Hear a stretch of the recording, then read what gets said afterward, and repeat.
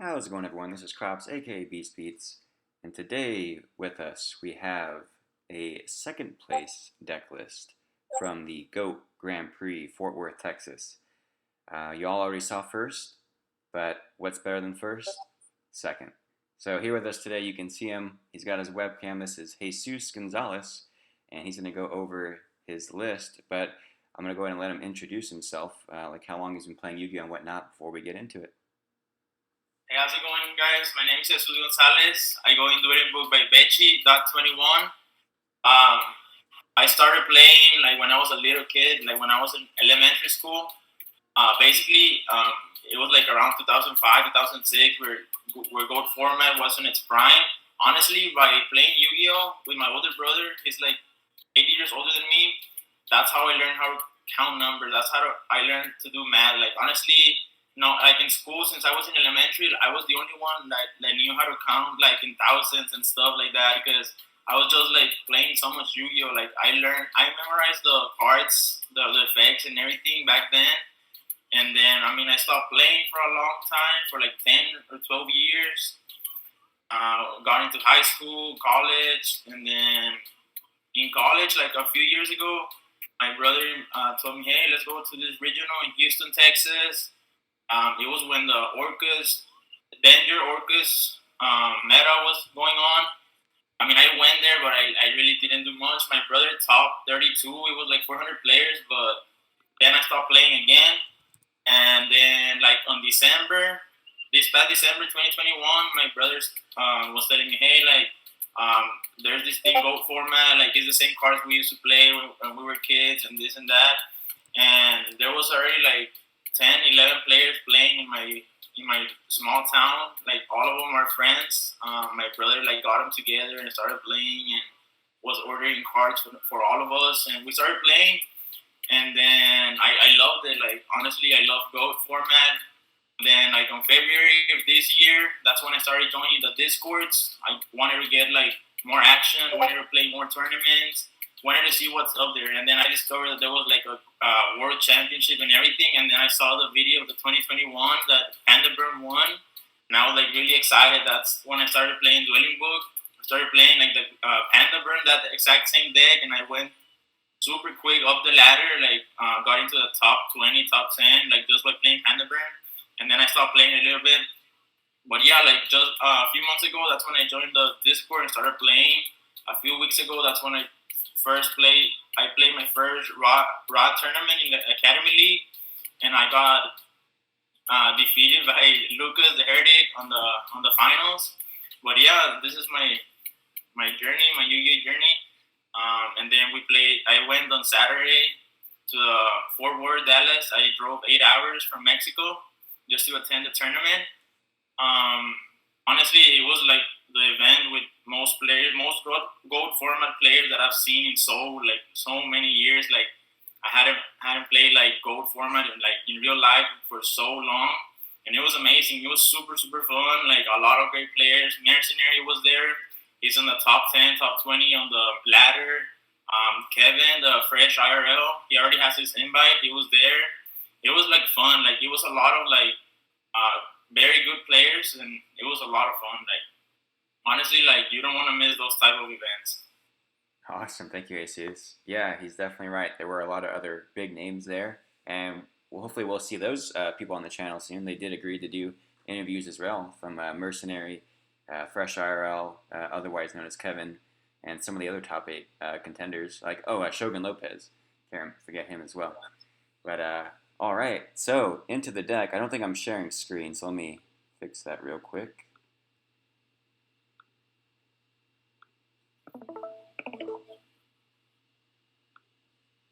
Okay, you should be able to see my screen now.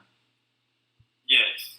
Awesome. So I think sadly since I'm sharing screen we can't see you anymore, but that's okay. At least at least you were showing in the intro.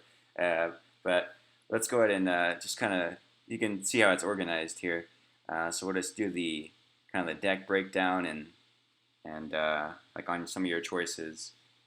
Yeah. So honestly, this list I was inspired by Jonathan Lavanti. He's an amazing player, one of the best warrior players out there.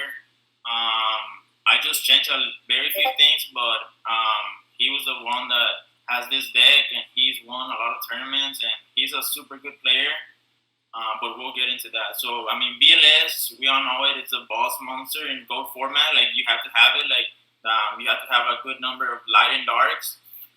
You have to play like no matter what. I've seen some decks that honestly like that warriors they don't play BLS, and I'm like, what the heck? Like honestly, once you have like BLS, it's a winning condition. So you're more than likely to win the game. And then 3 late nights, they were amazing. My matchups were I played against 1 gold control, 3 chaos control, and 2 chaos turbo. And a lot of the matches on the Switch round, my Blade Knight was hitting Knight of Silence, was hitting Magician of Fates, and like negating the flip effect. So it was like amazing. And then Sasuke, I only decided to play 1 Sasuke. I was gonna play 2 of them because like Chaos Turbo and the Spy is a big thing. Like once they have spies on the field, it's super hard to get rid of them. But I decided to go 1, and I mean I only played against 2 Chaos Turbo, and it did very very good. So that was a very good ratio 1. And then BD Warrior Lady, you have to have it. Like it can banish like Chaos Orcs, BLS, a Spy, anything. So it's pretty good card. And Gonzalez, it was an amazing card. On the Swiss round, like pretty much I got him like honestly all matches and discarding a lot of cards, discarding the Snatch Steals, Heavy Storms. It was like amazing. And then Exile Force, like honestly, like it's a staple. You have to have it.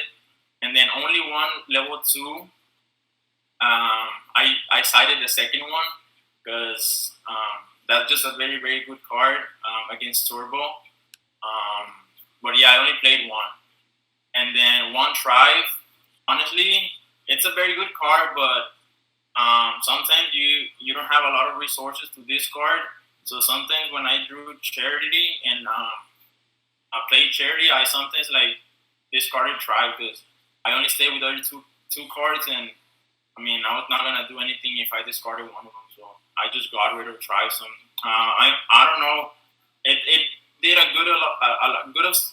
lot of good stuff, but I mean I'm gonna try to test it without Tribe to see what happens.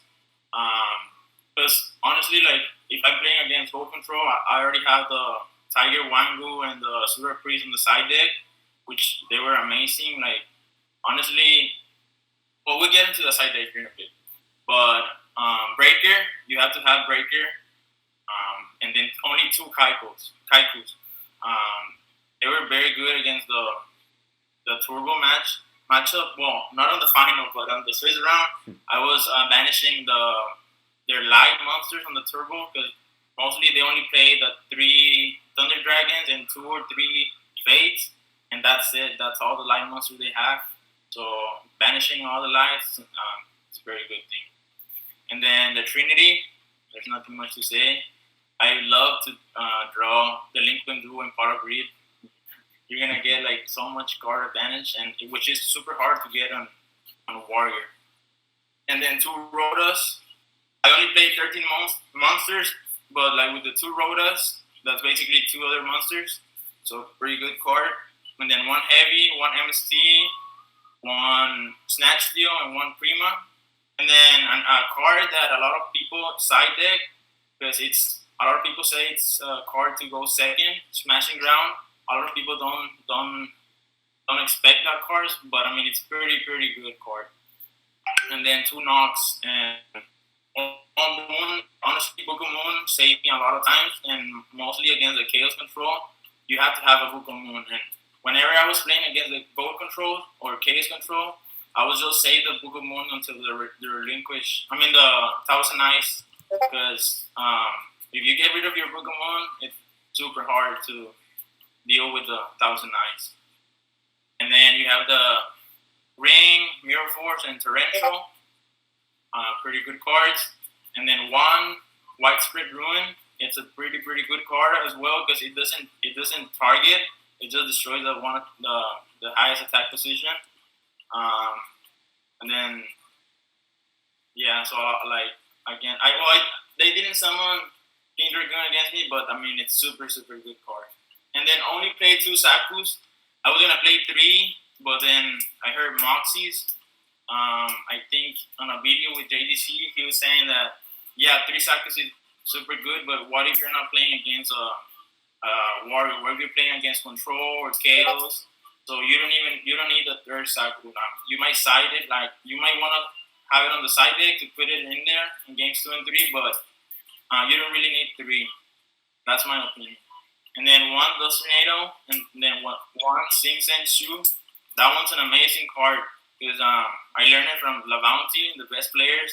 And once you set it and they set 2 cards, you go plus 1. That's an amazing card to get advantage. And sometimes I think on the semifinals, my opponent only had 1 card, but I was about to win, so I activated it and target his set and my other set, and that way like I drew and then just went for game. And, you can also use it that way. And then the 3 Dust Shoots, I mean amazing card on the top 8. I opened that with the Delinquent Duo and then Don Salute, so it just killed my opponent like by turn 2 or 3. He just like scooped because he was like an amazing card. He only had like 1 or 2 cards, and I think it was just a Metamorphosis and a monster, which I knocked as well. Like, so it was like dead. Like he was just dead. And then the 3 Solemn Judgments, they were just amazing. Sometimes I had to pay 4,000, but I mean it was worth it. Sometimes I was setting my whole hand because a lot of the times with this deck you're gonna draw like 5 spells per trap. You're not gonna draw monsters, but I mean you have to deal with it. And Judgment is a pretty good card. It's super good. You can use it in a lot of scenarios. You can negate anything. And then for the side deck, I have a little bit of everything. I was expecting more Panda Burn, and I think there was only 1 Panda Burn and like 1 Needleworm deck. Mm-hmm. But I have 1 Berserk Gorilla go against the Warrior matchup. I like it more than Sombira because it can attack directly. And Sombira, sometimes I was testing it, and sometimes like honestly, I was gonna win the duel if I had like another monster like Gorilla or the Dark Scale Magician. But Sombira just like it's good like just like the first turn you summon it like to pop a Dark Blade or a Blade Knight or something. But then it's not that useful. And then I had a Cliff that's gonna be played against Burn or against like any like back row or when they have like Royal Decree as well. And then also another level 2 that I would side it against Turbos or anything like that had like too many flip monsters. And then 2 Spies. The Spies is against again the Warrior. I would like take out the Noblemans and the Sasuke, the level 2, and you put those. And also the best Wombat is again against Burn. And then honestly the most OP card on the side deck, it was Wangu. It won me the I think it was round 5 and round like 3 rounds I won because of Wangu. Like my opponent like couldn't like summon the scapegoats, and I was just going aggressive. Honestly, like I like to play aggressive, and with this deck and Wangu, it's a pretty good combo. And then the Super Priest, I would also side it against the control matchup. Against Chaos Control. Because with this deck, when I was playing on the ladder, I would like had a lot of problems against control decks. So Wangu and Asura Priest would like give me the game a lot of times. I was gonna side big bang shot, but it was like too risky. But I saw how Levante like did it once, and it was like super fun. Like honestly, you win the game if they have scapegoat, and you use Dance Grenade. Honestly, you're gonna win the duel. But honestly, like I saw it super hard, like from happening, so I just stick to like the 2 Asura Priest, and then 2 Mobius, and 1 Brain Control. That's like a good combo that I like to use. Brain control works against the warrior, but and then if you're playing against like Panda Burn or decks that have Royal Decree, you just use brain control, steal one monster, and then like summon Mobius, and you will like pop two back rows, and that's an amazing combo. I did it like think twice, and it helped me a lot. And then the second Book of Moon, because like again I was like struggling against control. So the Book of Moon saved me a lot of times. Um, Overall, it's a very very good deck. Um, if anything, I would change one Asura Priest and maybe put one Soul Drain. Because honestly, I only had the level two in the Book of Moon against like Chaos Turbo, and I lost against Chaos Turbo in the finals. He drew better than me. Like there's nothing much there's nothing that I could have done better to beat to like one because he just drew Trinity and just did all the combo. Like it was too many cards in hand, and I only had like two, and then yeah, I was lost. But yeah, overall, it was a very very good tournament. Um, I went 4-1 on the Swiss rounds. I only lost against Chaos Control, and his name was Ricky. He was from Utah. They flew all the way from Utah, and then it was two guys, and they were both playing the same deck. And then so I lost against Ricky, and then on the top eight, I played against Gold Control.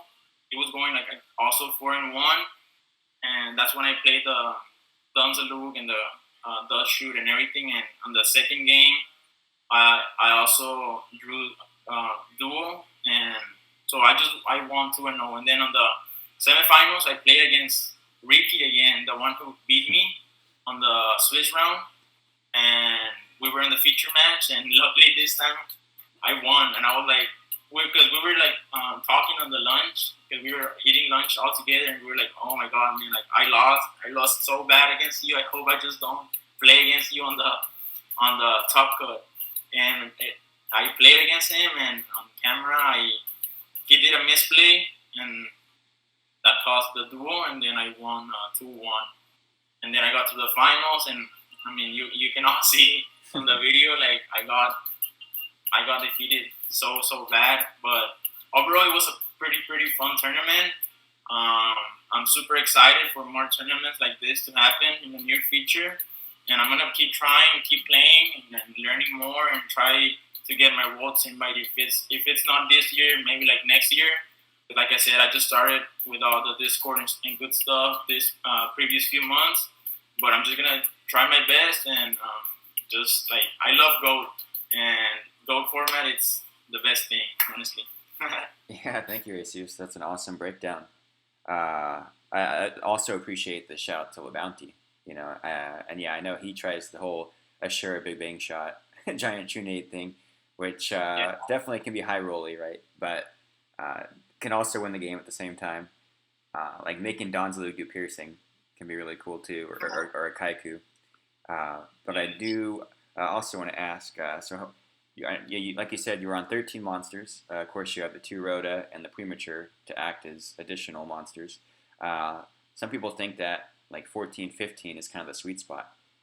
Why do you think that 13 was optimal for this event?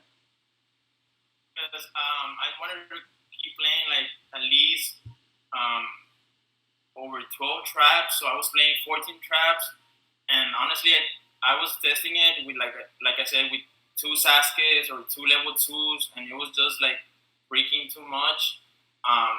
Because having 2 level 2s or 2 Sasuke's, it was just like another monster. Because I would like be able to like search them up with Rotas.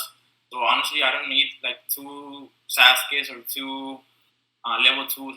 I was playing also 3 Kaikus, but I cut it for the Book of Moon. But honestly, it works out like pretty well for me.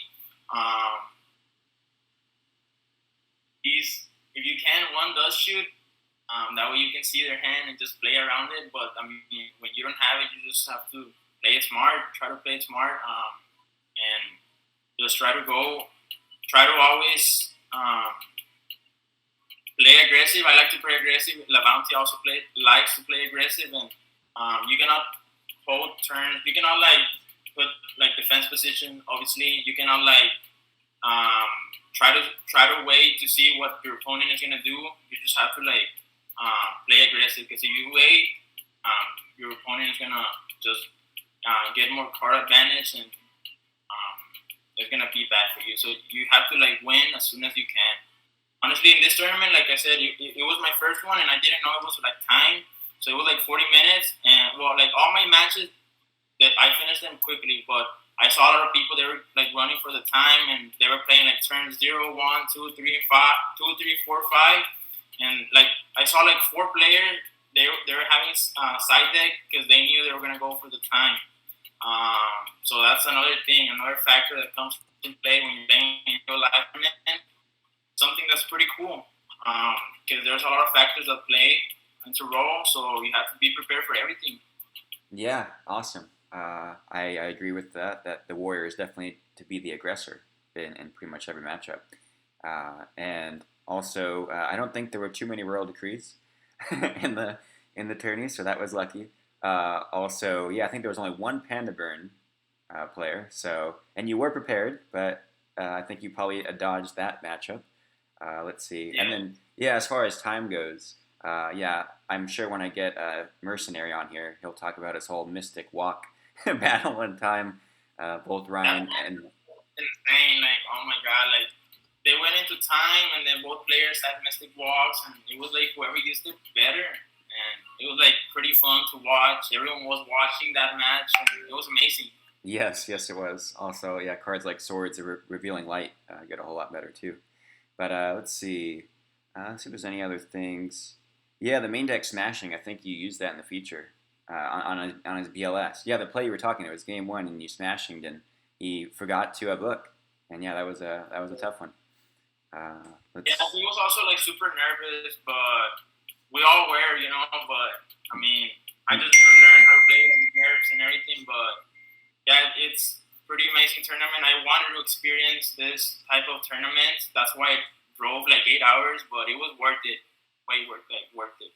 Awesome. Thank you. Thank you. Let's see. I think that's it for the deck. You did a pretty good breakdown of the tournament. Any final words? Any final shout outs? I would just like to give a shout out to my local store there in Mexico. Saludos a todos los pinos de Old School. Ahí para que saludo para el Brandon, que le gusta la riata y a toda la racía. But yeah, just love. I love Goat format, and I'm just gonna keep playing and gonna get better and better. And yeah, hopefully I can get my Worlds invite soon. Awesome. Thank you, Jesus. I'm sure you will. And with that being said, just letting y'all know, don't forget to like, comment, subscribe, share with your friends, all of that good stuff. And until we see you next time, Thank bye. you. Bye.